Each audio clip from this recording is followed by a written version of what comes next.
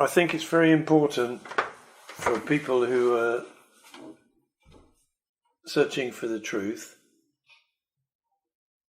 we can call them Buddhists, to be aware of science, because scientists are people who are searching for the truth in the physical world, and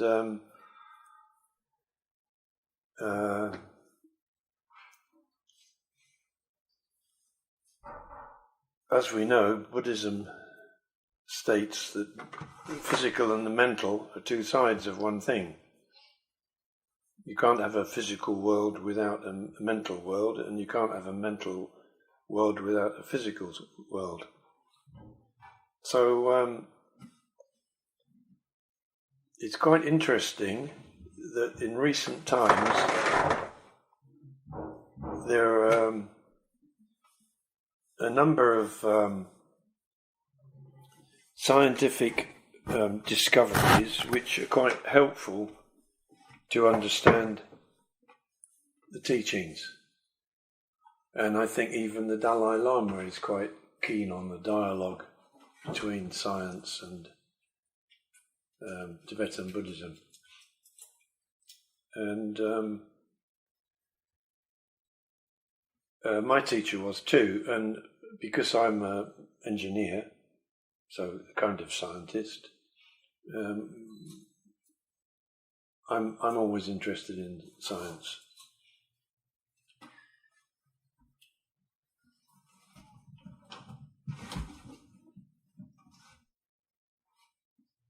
In Buddhism, there are many teachings that are quite difficult to understand unless we imagine some kind of spiritual world. There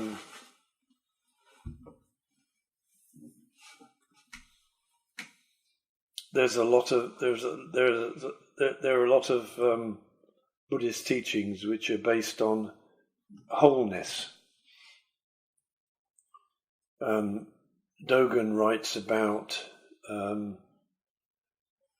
the truth being the whole body, and they're not easy to understand, but science is looking very hard at the frontiers between science and philosophy or religion, really. This is happening in the very smallest science, the science of the small, like quantum physics, where very sincere scientists are looking very hard at the smallest things they can look at and see if they can break them and make them smaller. So they're looking for the truth in the physical world. In the early 1970s, there were two scientist philosophers. Well, they were basically biologists. One was called Humberto Maturana, and the other one was called Francisco Varela.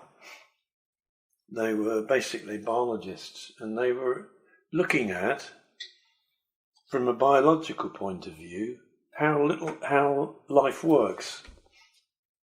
And they started investigating the cell. I'll draw a big cell here. The cell has got a wall all around it.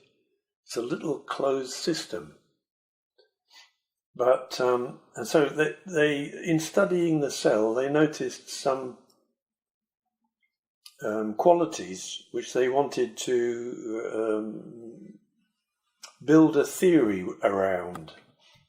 One of the qualities was that the cell, a living cell, is composed of small things, chemicals, little bits, which you can't say are alive.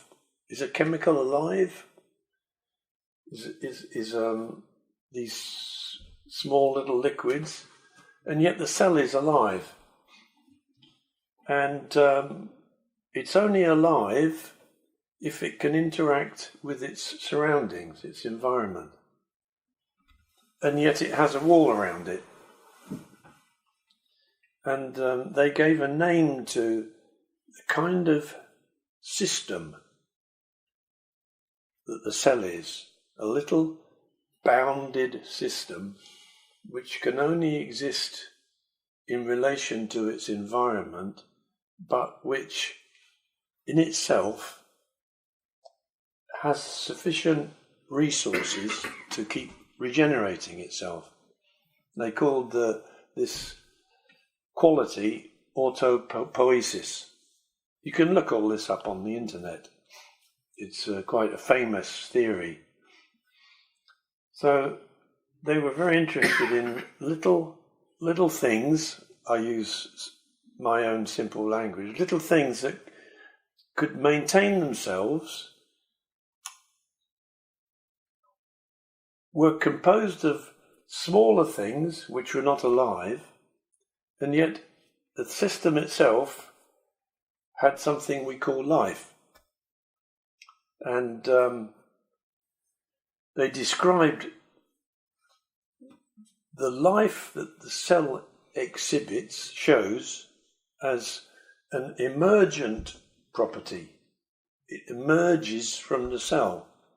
We can't find it in any part of the cell, but when the whole cell is together, there is something which emerges from it called life. The cell is living. And that is that kind of system has been developed and investigated by many scientists and science philosophers since then.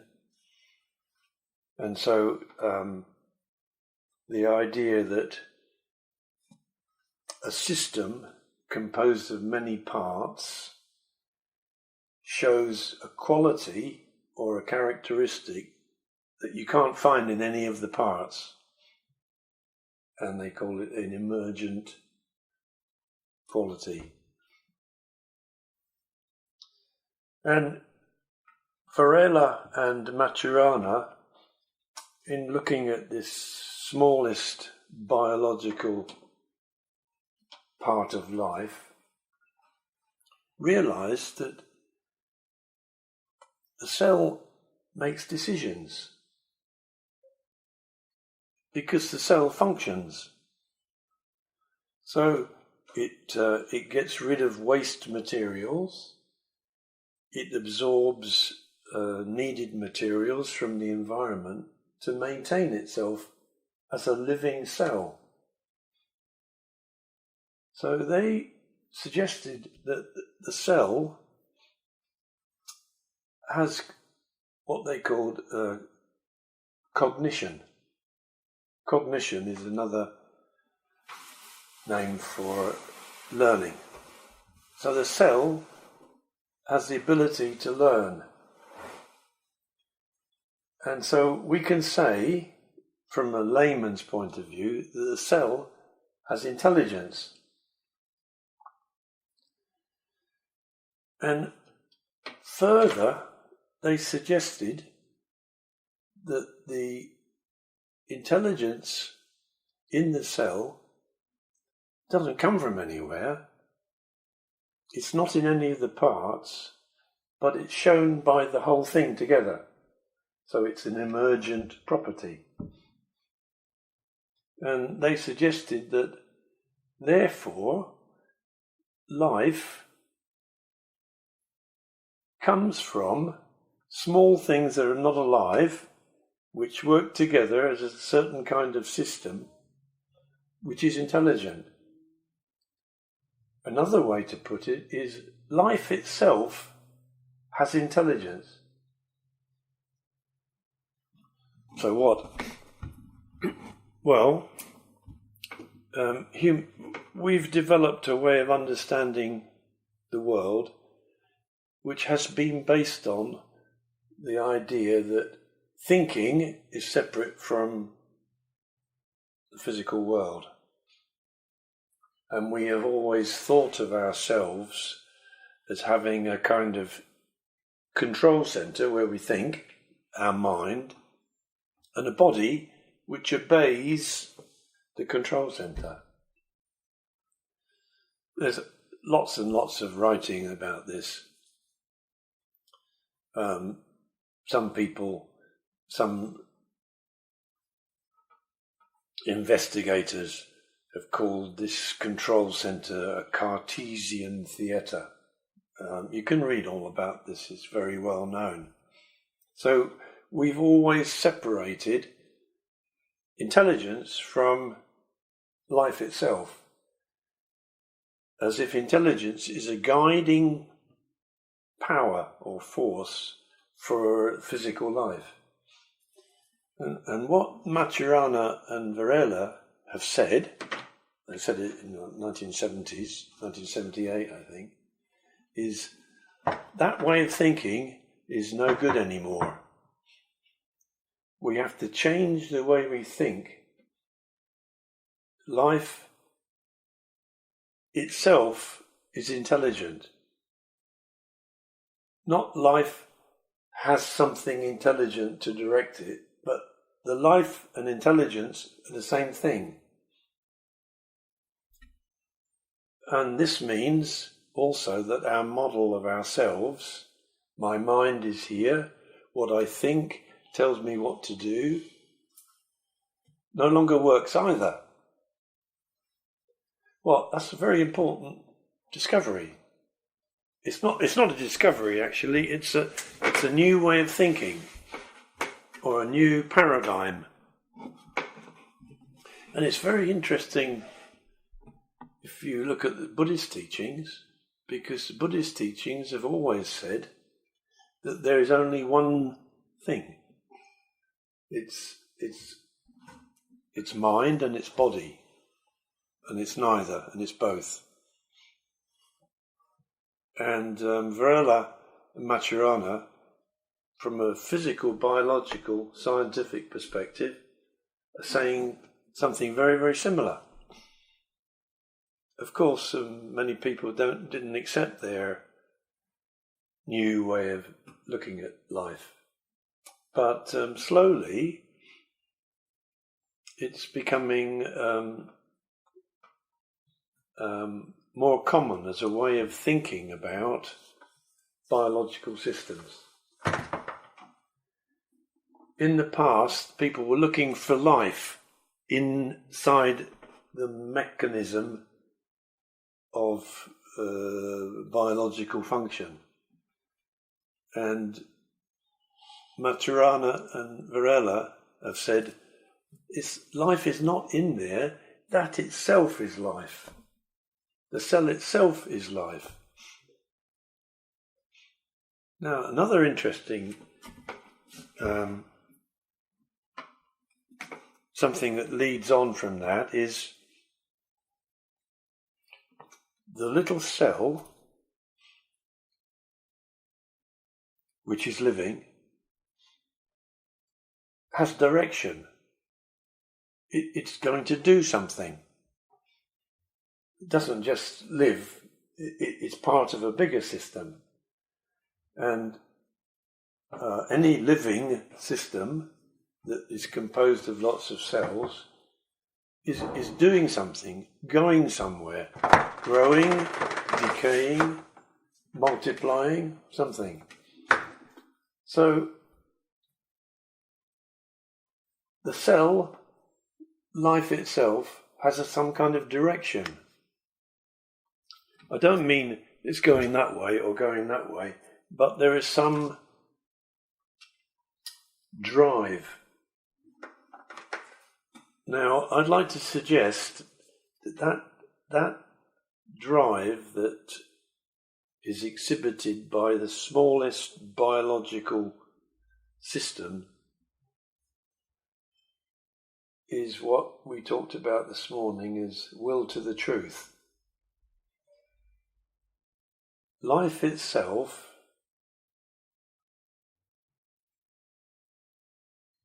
has a direction.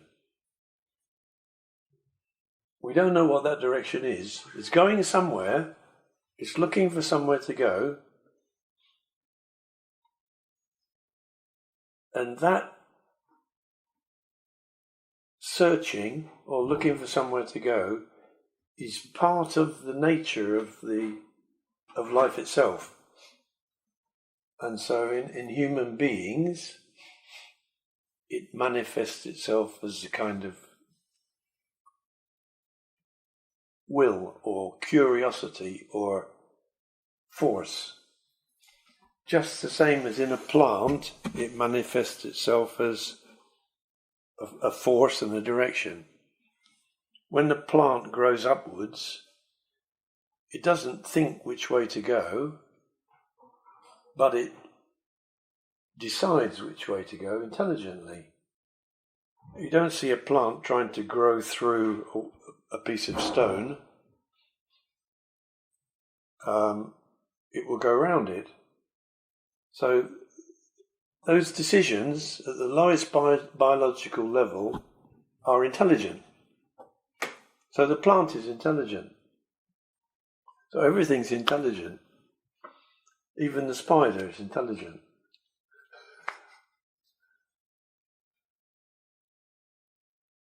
So that's something I've found recently quite interesting. This new way that biologists, not only biologists, but in this case started with biology, are changing the way they look at reality. And the way they're changing matches with Buddhism quite nicely, in fact.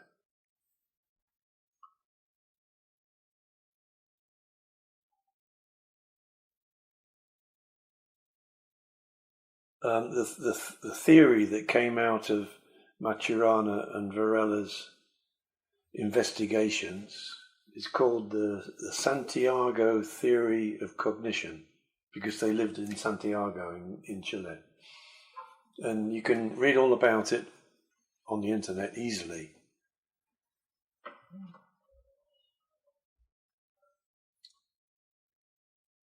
Another example of the importance of science is something that was my teacher was very passionate about, and that is the working of the nervous system in human beings.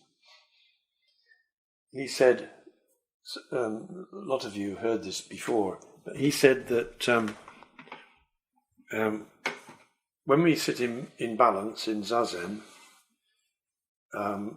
we are balancing our autonomic nervous system. The autonomic nervous system has two subsystems, and these two subsystems work against each other. One is called the sympathetic, and the other is called the parasympathetic nervous system. And the sympathetic nervous system makes us more aggressive, speed up, heart rate increase, fight and flight. And the parasympathetic nervous system does the opposite, makes us sleepy, dull, enhances our senses, our taste, digestion. Yeah, this is known scientific fact, isn't it? Yeah. And Nishijima Roshi, my teacher, saw that is related to posture, because all the nerves come from the spinal cord. They all come out through the spine. So posture, if you lean to one side, you compress all the nerves coming out on this side. If you lean that side, you compress all the nerves coming out that side. If you sit in the middle and let your spine lengthen, then the two parts of the nervous system can balance each other out. You're not too aggressive, not too passive, and that's called the state of balance. So he used that, he was very passionate about it, as a scientific explanation to support the posture in Zazen. And it's not a Buddhist theory, it's a scientific theory and a medical theory. And you can read lots of papers now about the autonomic nervous system, and imbalance in the autonomic nervous system causes different conditions, stress and so on. And Boris can tell you lots about it.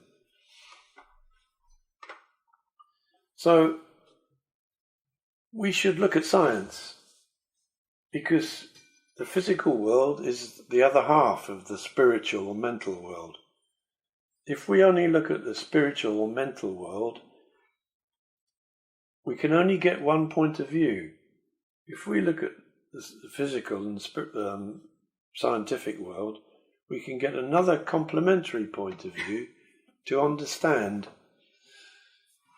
our minds, what our minds are, what life is, what happiness is, and all the things that were taught by the Buddha.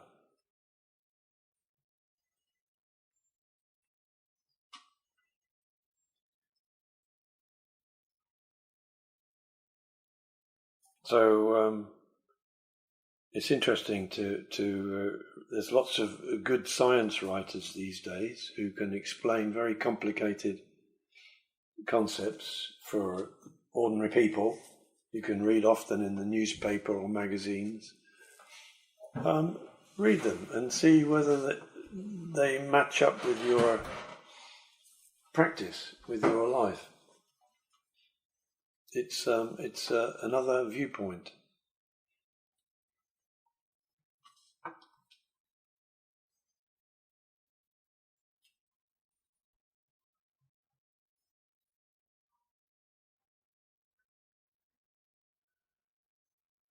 Are there any questions? I can only add what is new in maybe 10, 20 years. It's microbiome.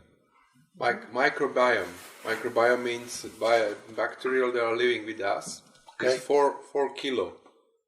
4 kilo bacterial in our body. Okay. And they look after different kinds. There are thousands of kinds. And the thousands of kinds are different in illnesses. You have illness of your digestion system, and you have some kind of other bacterial as I'm healthy. Yeah. And they're looking at the bacterial working in the digestion system, making mediators for the brain. They make serotonin, dopamine, and many others. They're coming through the blood to the brain. Okay. The brain is communicating with the bacterial in the stomach or in the intestine. Okay. It's fantastic. Yes, so we're thinking not only here, but here too. Yeah, they are looking if you are depressed, then you are other kind of bacteria. There are thousands kind of bacteria. Yeah. There you have other kind of bacteria if you have depression than me. Right. And so on. And they want to change now. They change the bacteria. They make experiments by changing.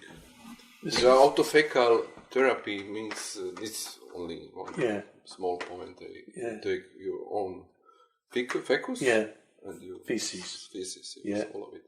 And you eat it. Yeah. You can find doctors now. Even here in Czech or Slovakia. When I was in Japan, there was a kind of fad. People got this idea that if you drink your own urine, it has some benefit. And I thought it was horrible, but Yoko, my wife, wanted to try it, so she was doing it. I said, but maybe it's feeding back. By intuition, the people before have seen something, but now it's discovered. Okay. Or there's a huge field of looking after the scientists now. Okay. Microbiome. that we are still in some symbiosis. Without this 4 kilogram, it's a huge amount, 4 kilogram. There are more cells than our body. Yes. The cells of the bacteria. We have more bacteria than the cells. We have. Okay. It's very exciting. And without this bacteria, we are dying maybe few hours. And all these bacteria are intelligent. Yes. They are very intelligent because 80% of information comes from our bubbles in the brain, but only 20% information came from brain to ball. Our balls speak us what they want. Yeah. Okay. So this is searching for the truth, isn't it? To understand ourselves, it's not only important to understand spiritual or mental part of ourselves, it's important to understand how we work. And these are very interesting discoveries and understandings. Yes. Mm-hmm. So it's good to keep up to date, read about them. Puzzled about this, the first part you presented. Yeah. Because I'm human, maybe I'm prone to believe in fairy tales or religion or something. But kind of the compassion or to able to feel for others seems to be like the important things which makes us like the super important thing. Otherwise, but in the nature between the species, there is no compassion. I mean, the species kill each other freely without any consideration, without anything. So, what's the origin of the compassion? What's I know.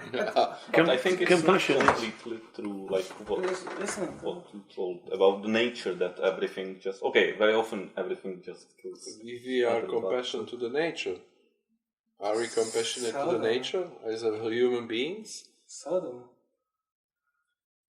I have a theory that the pandemic situation is making balance. The nature is making balance because maybe we are hurting nature with our civilization, and the virus, it's some kind of the nature, it's chrání, safe. It's making safe. Actually, we are not in balance in this earth, I think, people, as we live now with all the crowded streets and people stressed and so on.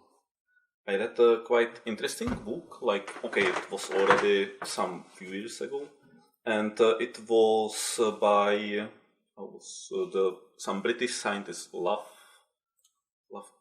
James Lovelock. Lovelock, yes, yeah. James Lovelock. Gaia theory. So this is exactly about this, about that basically the ecosystem on our planet, it's also kind of living thing. Together, it's also some, let's say, product of cooperation of its parts. So the fact that basically this environment, so we can breathe here, and it's sort of pleasant place here. So it would not be if there is not this ecosystem as it is. So there is some sort of cooperation. It's a result of cooperation. This explanation is that we have allergic disease because we are somehow out from the nature, and then we are allergic to something what is our home, but we are making our separate home, and then we are afraid of what is naturally. Mm-hmm. This is explanation. I think maybe, Stefan, your question is about compassion. Mm-hmm. And there's lots of teachings about how to develop compassion. I think it's a lot of rubbish. I think that all human beings can show compassion. They may not, but they can. It's a possibility. But the compassion that we use the word compassion to describe some kind of empathy between us, and we can't see that between animals. That's because we invented it. So, for example, it's a product of our emotions. For example, you see Ladislav has hurt his foot. Oh! And then our education and our upbringing makes us feel that pain. Oh, Ladislav, that must hurt. But actually, the person who's feeling that compassion is feeling more pain than the person who has the injury. And you can often see people who are in hospital, and people say to them, "Oh, it must be terrible," and they say, "Well, it wasn't so bad." So there's some kind of human tendency to exaggerate our emotion, and then we call that compassion. I think it's just a human invention to be too sensitive. That's what I think. Animals don't have it. We have it, so we feel pain. People in Ethiopia are starving. Oh, I must do something. Why do I feel pain about people in Ethiopia? It's a human exaggeration of something. I can do nothing except give money. But you don't need to feel compassion to give money. So that's my feeling. And the teachings which are very widely spread about we should develop compassion, and even I think some branches of Buddhism have ways of developing the compassion. I think it's some kind of waste of time, really.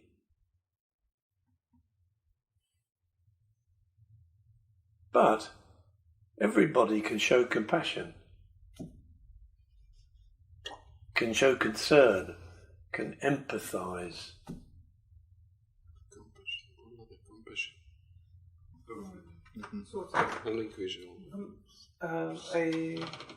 Most of what you just said, yes, it's resonated with me. My way of things. I'm thinking, okay, in the life there is no rules, right? No right and wrong. Life is so. If there is some other being in the space, which there's good chance, I don't know how big, but good chance they are. If they came to our planet, and they're, by the laws of life, they are free to do whatever fits them without anything. So I don't know if we want to celebrate, or how to say, talk about these amazing properties of the life, or it's so brutal, cruel, so inhumane in some ways. It's scary. It's not. I don't know. Well, we can't make life less scary by feeling compassion. Doesn't change life. Life is scary. Yes. Everybody's life is scary. Yes. But we hide it. Yeah, our brain hides it, of course. Yeah. We hide it by planning for the future and thinking nice things and so on. But basically, we're in the dark, stepping.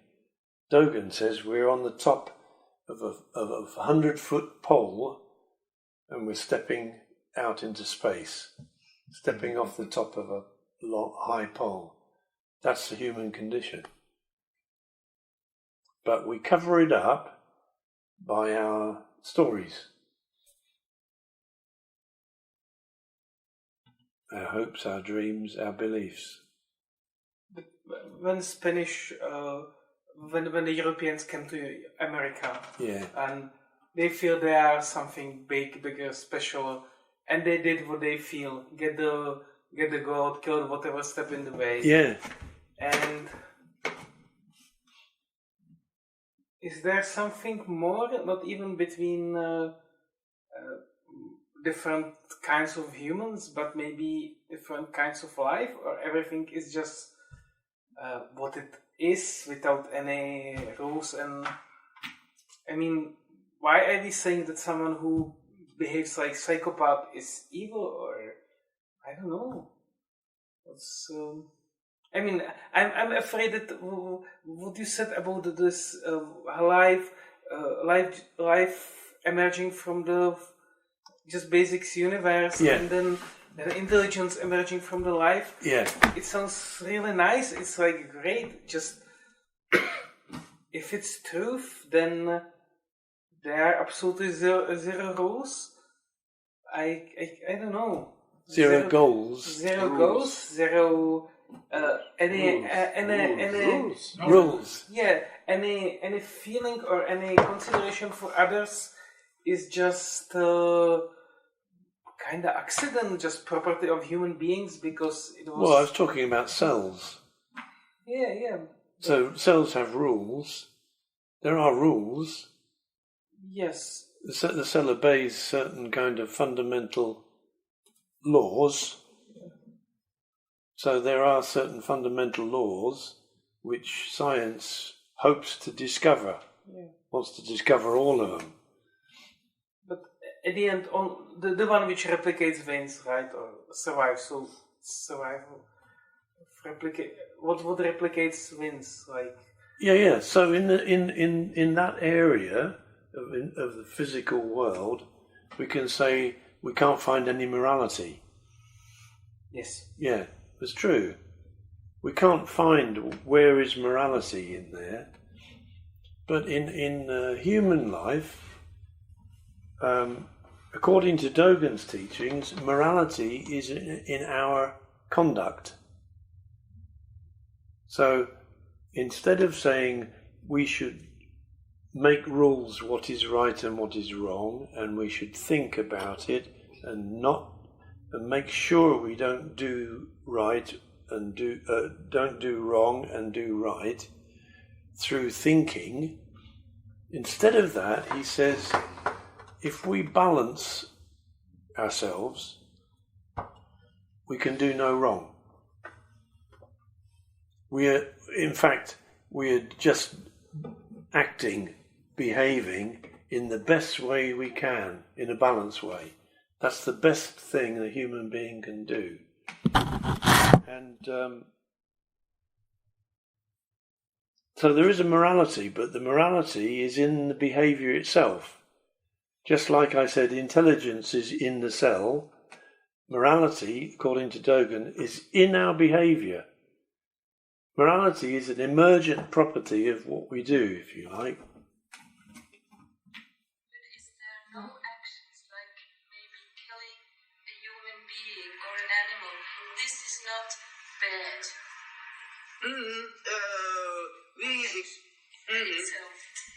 So human beings have ability to do wrong intentionally. When we are natural, when we are balanced, we can never do anything wrong. But at the same time, human beings have excellent ability to do wrong. This is the situation. And also, we don't do right thing. And when we have consciousness that we have done good, it is tainted situation. Tainted. Therefore, to do right is also impossible for us. We are doing our conduct in day-to-day life, and those conduct are not right and wrong. But many people think that this is right, this is wrong. And that distinguishing attitude is denied in Buddhism. In our day-to-day life, we are doing something which cannot be called right or wrong.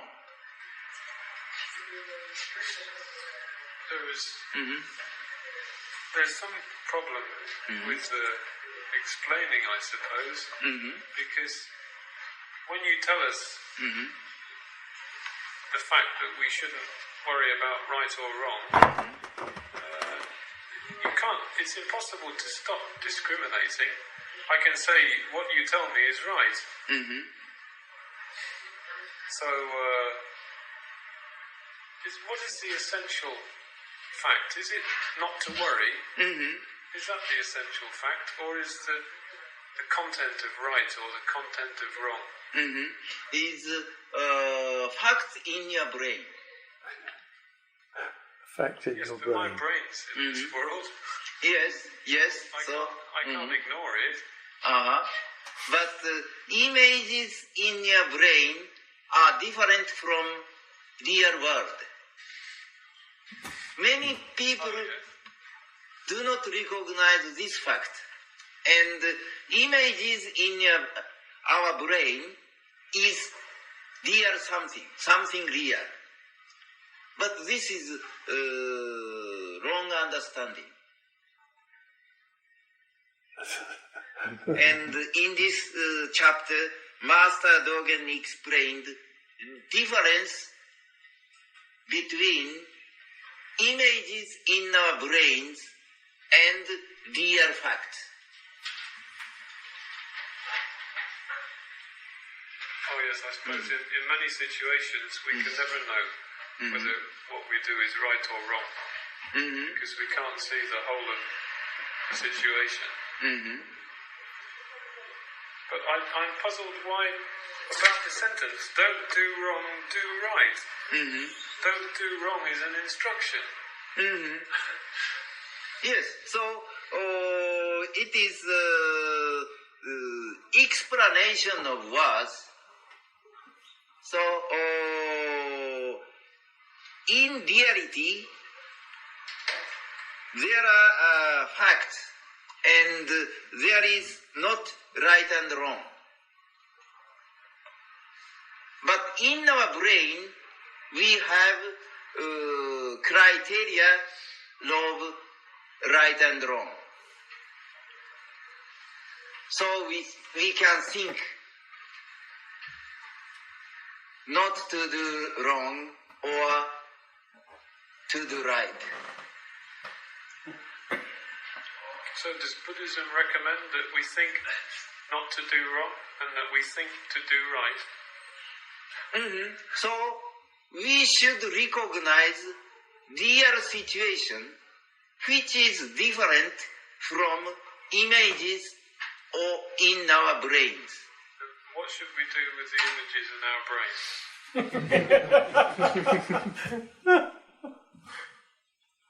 Cien. That's my teacher of 1985 or something. Who was the other guy and the lady? The lady was she's called Yoko, not my wife. Okay. Yoko, a Japanese woman, and the man was me. The man was you. Yeah. Okay. Yeah. Huh? No. It was 40 years ago. A long time ago. 40 years ago. Yeah. Okay.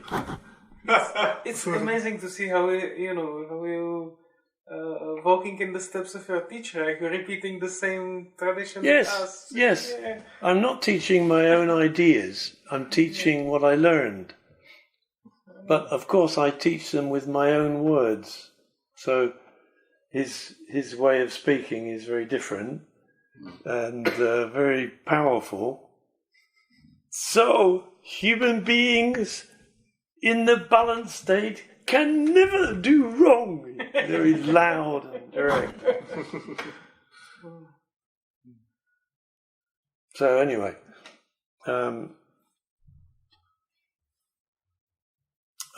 we don't need to try to be compassionate. We just need to be balanced.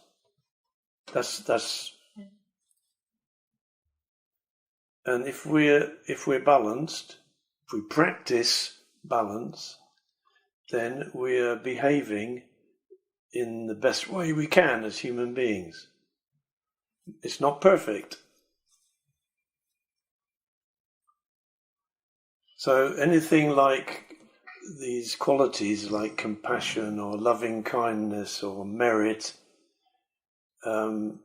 according to my teacher's tradition from Dogen, are kind of extras. They're things we put onto life, but life itself doesn't contain those things. There's no real thing called compassion, but there's an emotional state where we feel somebody else's pain. And when we feel somebody else's pain and we do something, we say it's compassionate. So that's the way we are, so we do it. But animals don't have the ability to add things on. They just act they without any human morality. Animals have their own morality. But they don't just go around killing each other. They satisfy their needs. Can I maybe just show? Yeah. Regarding the compassion, I think according to evolution theory, the humans developed compassion because it was a useful strategy to cooperate. Okay. So the compassionate people cooperate better and killed also another human who was less compassionate. So the humans which lived after many generations shared this feature which we call compassion, because they killed another. I'm aware of this which was less compassion. There's evolutionary theory about the compassion, absolutely. And there's evolutionary theory why we have this projection of every person around. We run this constant simulation, and absolutely, and it's one of the biggest evolutionary. So it's a little bit ironic, but this because we value it like we are compassion, but actually. Mm-hmm. But the little child inside me, which would like to believe in nice stories, would like to know, I mean, if there are some other intelligence in the universe, would there be any possibility of contact which is not just utilitarian, just eat them all if it's fit us, or just for fun, or whatever fit is? But maybe it's theoretical question, so it's... The important thing is not what we think might happen, but what we actually do when it happens. And we don't know what we do until it happens. We never know what we will do until something happens. A good example is soldiers who go to war. And it's been impossible to predict whether somebody is going to be brave or frightened or show special qualities or not, until the real situation happens. And in the same way, this is true in normal life. When we do something, we show ourselves. So if we practice balance, then we show ourselves in a balanced way. And that's our conduct, and it's also our morality. It's there.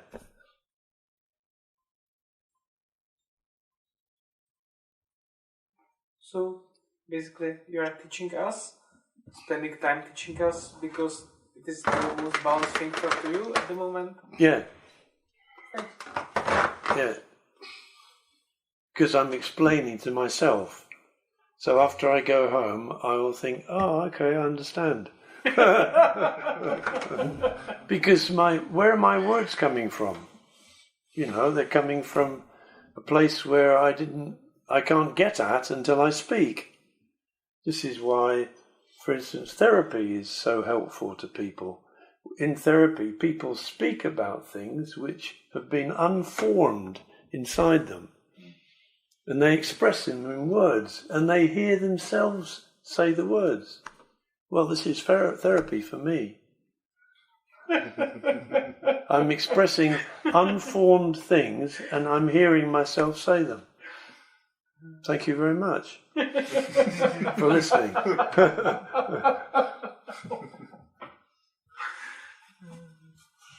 And if you speak, you will hear yourself.